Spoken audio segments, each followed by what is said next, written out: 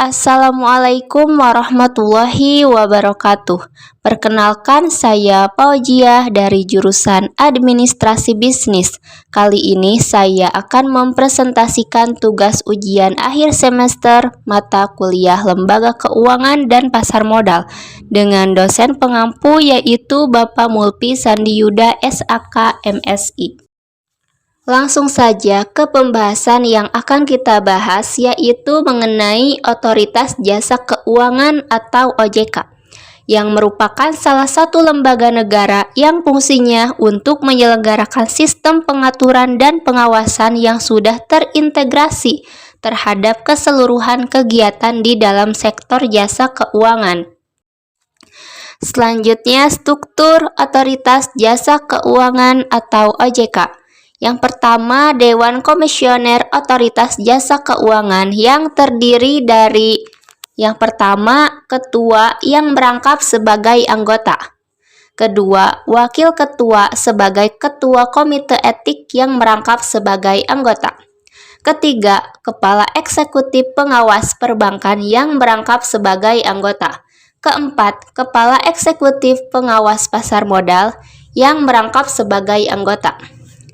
Kelima, kepala eksekutif pengawas perasuransian, dana pensiun, lembaga pembiayaan, dan lembaga jasa keuangan lainnya yang merangkap sebagai anggota. Yang keenam, ketua dewan audit yang merangkap sebagai anggota. Yang ketujuh, anggota yang dapat membidangi edukasi dan perlindungan konsumen. Kedelapan, anggota ex officio dari Bank Indonesia yang merupakan salah satu anggota Dewan Gubernur Bank Indonesia. Yang kesembilan, anggota ex officio dari suatu kementerian keuangan yang merupakan seorang pejabat setinggi eselon 1 Kementerian Keuangan. Yang selanjutnya, struktur Otoritas Jasa Keuangan adalah melaksanakan kegiatan operasional Otoritas Jasa Keuangan yang terdiri dari Ketua Dewan Komisioner memimpin bidang manajemen strategi 1.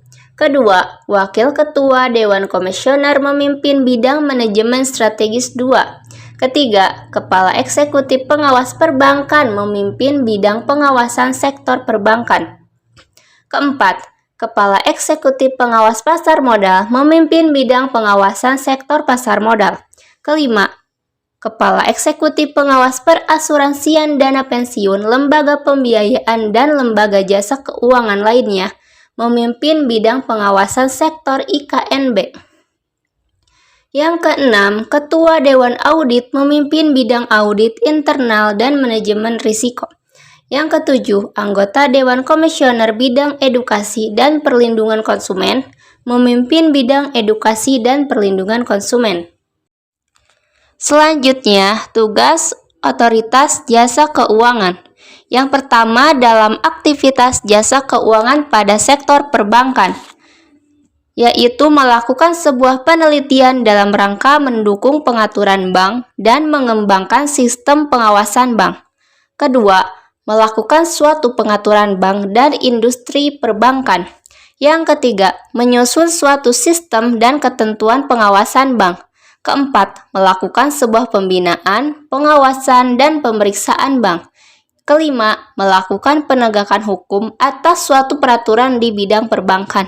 Yang keenam, melakukan pemeriksaan secara khusus dan investigasi terhadap penyimpangan yang diduga akan mengandung unsur pidana di bidang perbankan.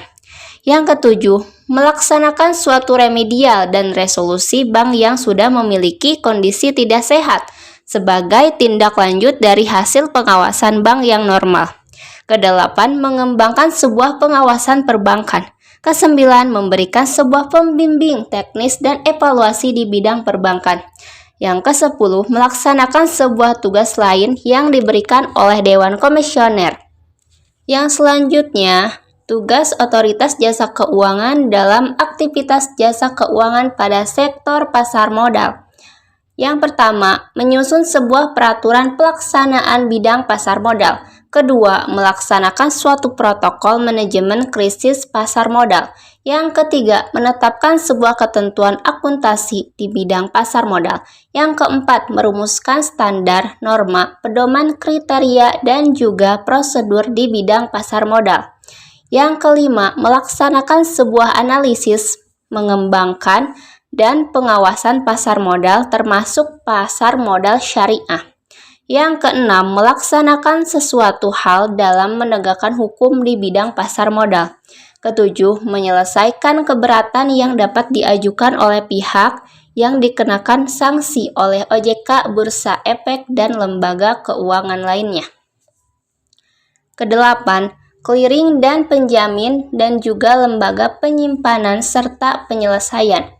Kesembilan, merumuskan berbagai prinsip-prinsip pengelolaan investasi, transaksi dan lembaga efek, dan juga tata kelola emiten dan perusahaan publik.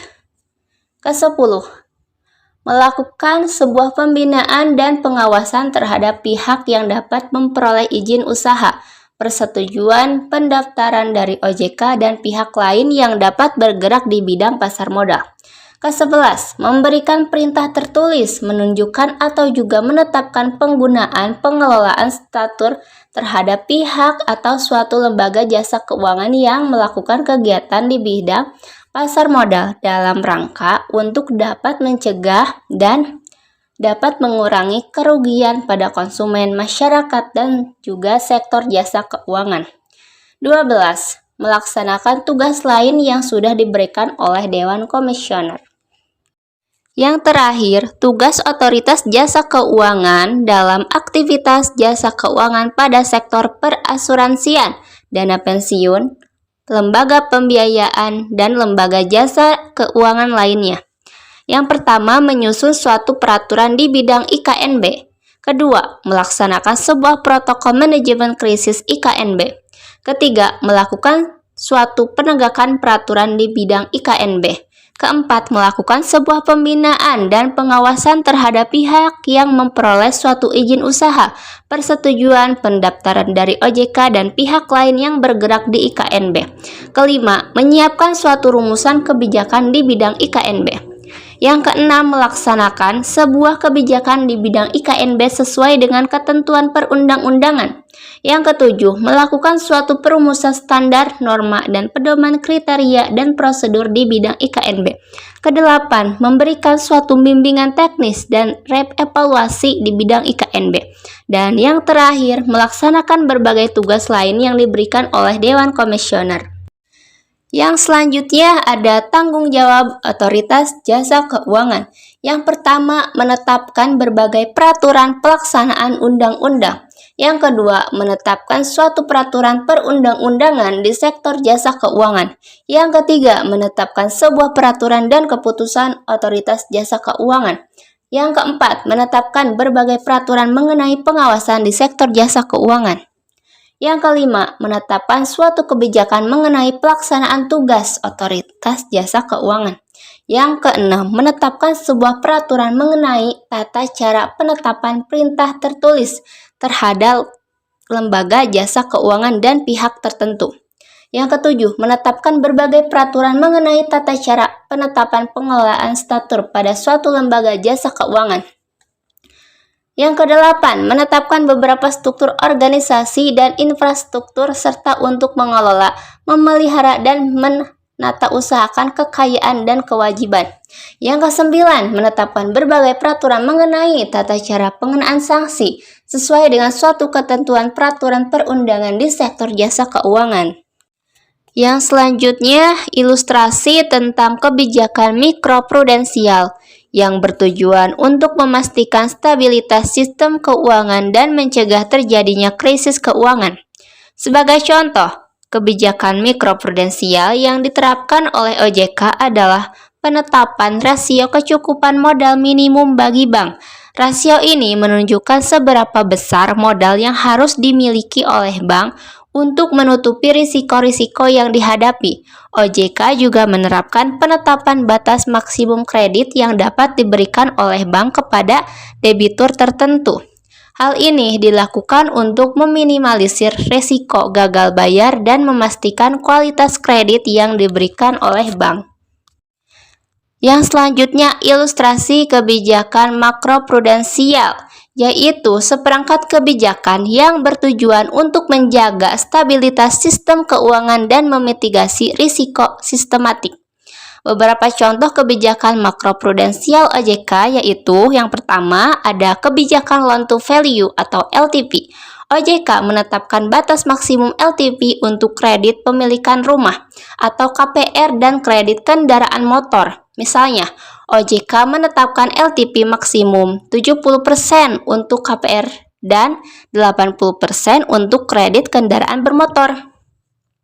Hal ini dilakukan untuk mencegah terjadinya kredit macet dan meminimalisir risiko sistematik pada sektor perbankan.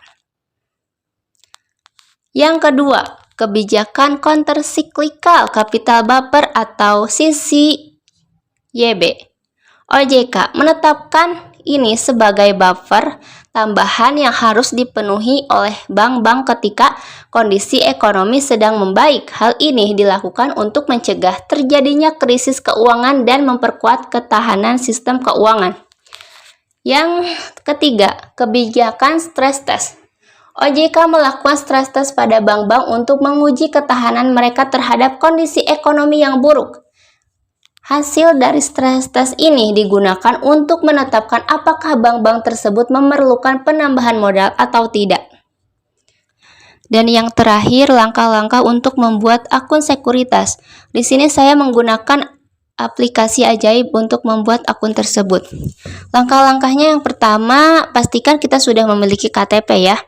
Dan yang kedua, unduh aplikasi Ajaib di Play Store. Yang ketiga, lakukan pendaftaran dengan memasukkan email atau password. Setelah menerima email konfirmasi pendaftaran akun, kita bisa login ke aplikasi Ajaib. Kelima, pilih tombol buka akun saham yang ada di pojok kiri atas aplikasi. Yang keenam, pada halaman selanjutnya, pilih jenis investasi yang tersedia di Ajaib dan pilih saham. Yang ketujuh, isi formulir pendaftaran online dengan lengkap dan benar. Yang kedelapan, setelah selesai mengisi formulir, kita akan mendapatkan nomor rekening saham dan nomor rekening dana nasabah atau RDN yang akan digunakan untuk transaksi saham di Ajaib. Mungkin dicukupkan. Terima kasih. Wassalamualaikum warahmatullahi wabarakatuh.